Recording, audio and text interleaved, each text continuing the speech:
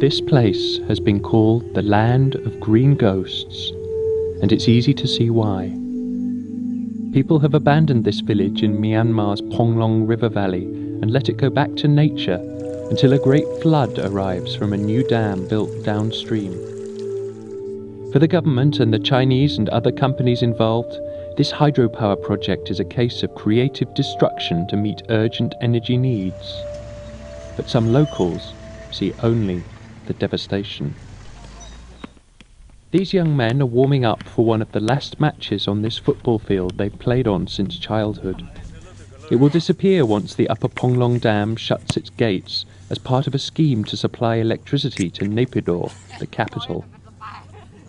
These young villagers have seen their lives overturned as they are forced to resettle on higher ground.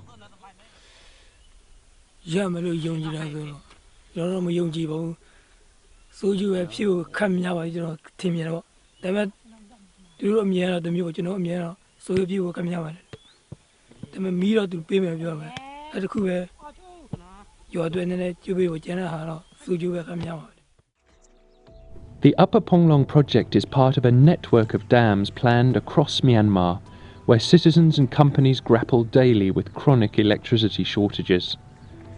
State and state-backed Chinese businesses are heavily involved in projects around the Irrawaddy and Salween rivers that could send electricity from Myanmar across the border. But the plan to exploit Myanmar's huge hydroelectric potential has gone far from smoothly, with projects delayed or even suspended.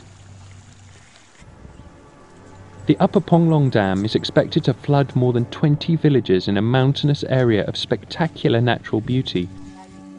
Villagers say they were given some compensation, new land to build houses and a water supply, but they still have no network electricity and have only a basic school and no hospital. Even more troublingly, farmers say the hillside areas they now till are much less accessible and fertile than their old valley rice paddies. U Ai Mong says he has only 40 bags of rice in store for this year, barely half of what his family needs.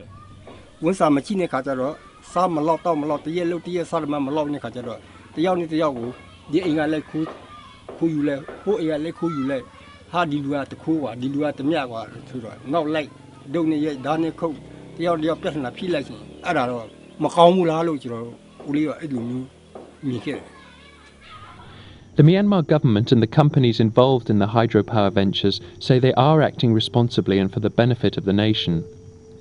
But it's clear the villagers displaced by the Upper Ponglong project are worried beneath their measured remarks.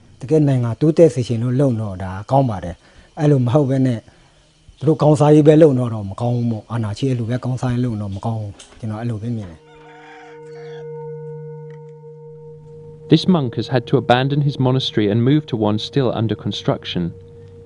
He said local people hadn't complained too loudly about the problems and uncertainties they faced, because decades of repression had bred a deep-seated fear of the authorities.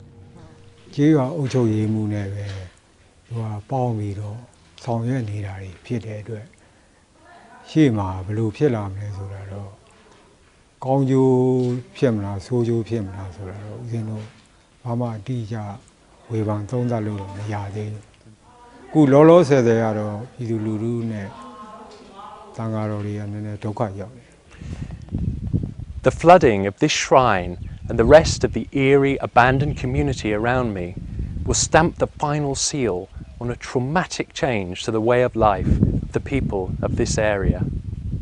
But it will also be just an early landmark in a much more fundamental process that will tell us a great deal about the kind of country the new Myanmar will be and about how it will relate to its regional neighbours and the wider world.